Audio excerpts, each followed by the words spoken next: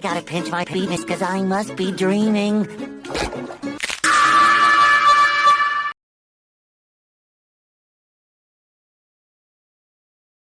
Hey guys, I'm at New York today, right in front of that one bridge that I guess it was located at. But we're going to be doing the opposite of what I did in my last two videos, and we're going to talk about something I really love, which is the new Spider-Man movie, which is Spider-Man Lotus, that just came out like, I think a week ago, but I think I probably watched it a day after release. And I'm going to explain why I love it. But before we get into that, I'm going to talk about a little bit of grievances I have around the movie. Because people who make Spider-Man channels really don't like this movie for some reason. I know it's like a fan film and whatever, but holy crap, at least be like a bit positive about it. I was actually thinking about making this video like 4 days ago, I think. But I keep getting delayed because either my freaking AC would be on due to outdoors being very hot, or I'd have to do stuff around the house. But since I finally have time to do stuff, or technically make this video, I'm gonna go make it today. So we're gonna get into the big surprising part about the movie for me, because I remember when the movie was told that it released, I got really hyped and ran down my stairs to watch it. And I turned it on, and the first 20 minutes, I'm like, alright, I think this might be going somewhere. Because it first starts with Spider-Man swinging a bit, and then he's fighting some goons, and then the Shocker comes out of nowhere. His costume's actually even comic book accurate, surprisingly. And they get into a fight, he beats him, yada yada yada. And it then switches to Peter Parker of his friend group. And I was like, oh, this is neat, getting some personal background information on these characters. And it was actually pretty cool that, actually I probably should have said there's spoilers in this video a bit, but it's whatever. But yeah, Peter was thinking about going somewhere to propose to Gwen and stuff, but it's like, and then decides not to or whatever. And then he leaves, and then all of a sudden the title intro or something like that happens, and the whole story is like capped off in like screenshots in the intro, and I'm like, wait a minute. Because I kind of thought this was going to be like the Amazing Spider-Man 2, but better, somewhat, because you could definitely do better than what the actual Amazing Spider-Man 2 was. Holy crap, that was terrible. But it skips forward, and I'm like, oh, so it isn't this type of movie. So Peter then is like laying in bed or something, and they basically has a nightmare where Gwen tells him that he killed her or something like that, and she touched his Spider-Man suit and stuff like that. I think he was actually watching the news before that with a torn up suit, but it was like whatever. I actually loved the movie because it just basically subverted things and then basically made me like him, because this combined two stories together that I think actually the Tim story came before this one, but they combined the stories of like Gwen's death and like Tim the kid with cancer. It's like they put those two stories together, and I was just surprised that they did that. But I do like the idea that Spider-Man Lotus isn't a action heavy film, because if I was younger I probably wouldn't have liked the movie because he doesn't fight much. But since I'm more mature and I'm actually trying to look into the mental idea of things, I actually really like the movie.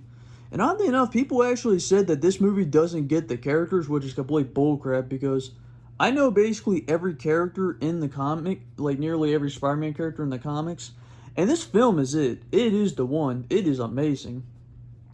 And it is like a fantastic film. It's a bit slower paced than most Spider-Man movies, and you barely see Spider-Man in the mask, but it's more about the people than the Spider-Man, you know?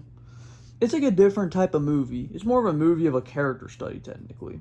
It does have a bit of short corners due to the fact that it is made a fan film, and you only have such limited resources. But ironically, due to that, it's like they had it where the Shocker's outfit is actually somewhat comic book accurate, even though it's a fan film. Dude, Marvel, like, Spider-Man Homecoming couldn't even get that right. Maybe the jacket, and that was it. That was more like the Amazing Spider-Man 2 game.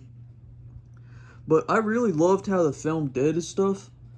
And it's like the idea that even it even gets into freaking Harry Osborn. I forgot his name for a second, but he even gets into the drug issues in the film, and it even talks about the one that no one really talks about much, was the fact that Flash Thompson joined the military. It had all those little details, and I'm like, that is awesome.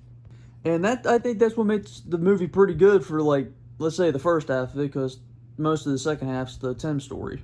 But yeah, we got the whole how everybody's taking it, and with Gwen, and with whatever.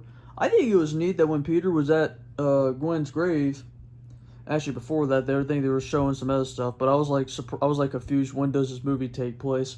It was tragic that it was 2023. That was That was, I think, one of the few terrible ideas in the film. Like, you could have said in 1973 of all years. It's not like that's when she died. But it's whatever. He's at the grave, and Mary Jane walks up, and he basically snaps at her for stuff, and then she ends up giving him mail for Spider-Man, since he's the primary photographer for the guy. And I'm like, that's a pretty neat detail. It could also allude to the fact that in the comics, Mary Jane was technically the first person to know that Peter was Spider-Man. Due to the fact, for some reason, he got out of his window. But it's whatever. That happens. It then transitions or whatever. And I'm trying to remember a lot about the film. I think it was great. I can remember most beats off the top of my head. There was the nightmare, Peter literally sweating. And then there's the other scene where Peter was just watching these home-like videos where it was just him, Gwen, and the friend group all just having fun and stuff. And I nearly teared up in the freaking movie because it was like a bit of nostalgia somewhat. You got one of them camcorders you used to record with, like, even when I was a kid. And they had, like, the idea of them being alive and having more of a relationship and stuff. And I was like, tragic, man.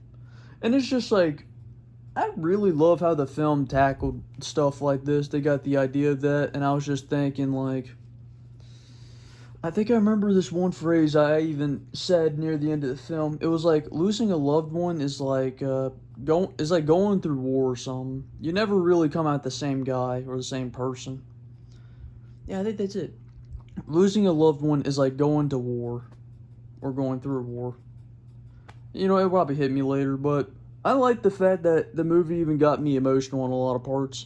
And then Spider-Man ends up hearing about a kid through the mail letter that he's like terminally ill, and he swings over and they start bonding.